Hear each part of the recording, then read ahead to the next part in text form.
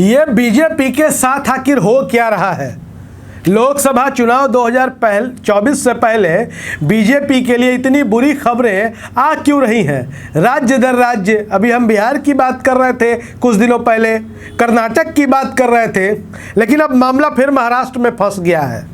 देखिए, महाराष्ट्र में लोकसभा की 48 सीटें हैं और 48 सीटें कोई छोटी मोटी बात नहीं होती है। पिछली बार जब केंद्र में एनडीए की सरकार बनी थी, भारतीय जनता पार्टी की सरकार बनी थी, आपको पता है कितनी सीटें मिली थी भारतीय जनता पार्टी को? 41 सीटें भारतीय जनता पार्टी का गठबंधन महाराष्ट्र में जीत कर आया था। लेकिन इस बार स्थिति क्या होगी? इस बार भारतीय जनता पार्टी को कितनी सीटें महाराष्ट्र में मिलेंगी लोकसभा की 48 सीटों में से? याद रहे कि महाराष्ट्र में इन दिनों भारतीय जनता पार्टी के गठबंधन की सरकार है और शिवसेना भी टूट चुकी है। एकनाथ शिंदे के नेतृत्व में और अजीत पवार के नेतृत्व में एनसीपी भी टूट गई है। बीजेपी को तो मजबूत होना चाहिए था, लेकिन जो आंकड़े आ रहे हैं, जो सर्वे आ रहे हैं, वो बीजेपी को परेशान करने वाले हैं, वो बीजेपी को दुखित करने वाले हैं, वो बीजेपी के लिए कतई अच्छी खबर नहीं है। क्योंकि शिवसेना का एक गुट आप में आ जाता है, एनसीपी आपके साथ आ जाता है और उसके बाद भी आपकी स्थिति खराब होती हुई नजर आ रही है। अब आपको बता दें कि पिछली बार जब 2019 में लोकसभा के चुनाव हुए थे, तो इसी महाराष्ट्र की 48 में से 41 सीटें एनडीए बीजेपी गठबंधन की झोली में गई थी। लेकिन इस बार क्या स्थिति है आपको बता दें। इंडिया टीवी और सीएनएक्स का ओपिनियन पोल, वैसे तो ये पोल बीजेपी के पक्ष में है, वैसे तो ये पोल नरेंद्र मोदी के पक्ष में है, लेकिन इस पोल को आप माने ना माने आपकी मर्जी है, लेकिन इसके आंकड़े तो हम आप तक जरूर पहुंचाएंगे। जिस एनडीए को 41 सीटें मिली थी 2019 के लोकसभा चुनाव में, अब 24 के चुनाव में सर्वे कह रहा है इंडिया टीवी सीएनएक्स का ओपिनियन पोल कि मात्र 24 सीटें।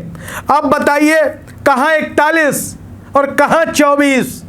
17 सीटों का फासला है ये, और ये भारतीय जनता पार्टी के लिए बुरा नहीं तो इसे क्या कहा जाए। अब बात कर लेते हैं महाविकास अघाड़ी, जिसका नाम कभी यूपीए था, जिसका नाम आज इंडिया है, इंडिया गठबंधन। जी हाँ, इंडिया गठबंधन के पास आज की तारीख में 24 सीटें इनको भी मिलती हुई नजर आ रही हैं। मतलब 24 सीटें बीजेपी के गठबंधन को मिलेंगी और 24 सीटें इंडिया गठबंधन, 24 एनडीए 24 इंडिया। अब आप समझिए कि फायदा और नुकसान किसका। तो सबसे पहले आपको बता दें कि बीजेपी को नुकसान साफ साफ दिख रहा है। एक तो गठबंधन में 17 सीटें कम हो रही बीजेपी की, खुद की बीजेपी की 3 सीटें कम हो रही महाराष्ट्र में इस ओपिनियन पोल के अनुसार। पिछली बार बीजेपी को 23, इस बार 20 और पूरे गठबंधन को 41, इस बार 24। फायदे में कौन है? कांग्रेस पार्टी। कांग्रेस पार्टी को 1 सीट मिली थी महाराष्ट्र में और इस बार 9 लोकसभा की सीटें, जी हां, लोकसभा की 9 सीटें कांग्रेस को मिलेंगी इस सर्वे के अनुसार। शिवसेना उद्धव ठाकरे के साथ, जो अभी इंडिया गठबंधन के साथ है, उद्धव ठाकरे, आदित्य ठाकरे की शिवसेना, बाला साहेब ठाकरे की शिवसेना, उनको 11 लोकसभा की सीटें महाराष्ट्र में आएंगी और शरद पवार की पार्टी जो है एनसीपी, उनको 4 सीटें मिलेंगी। मतलब 24 इधर 24 उधर, लेकिन फायदा इंडिया गठबंधन का।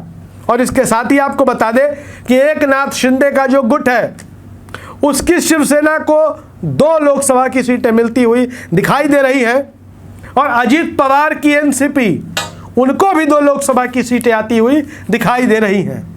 तो खबर महाराष्ट्र की आ गई है, बुरा समाचार महाराष्ट्र से भी है। हालांकि ये ओपिनियन पोल है, आखिरी फैसला जनता को करना है और जनता का मूड और फैसले का ऊंट किस करवट बैठता है, देखना बड़ा दिलचस्प होगा। वीडियो अच्छा लगे तो शेयर करिए, अपनी राय हम तक जरूर दीजिए। धन्यवाद।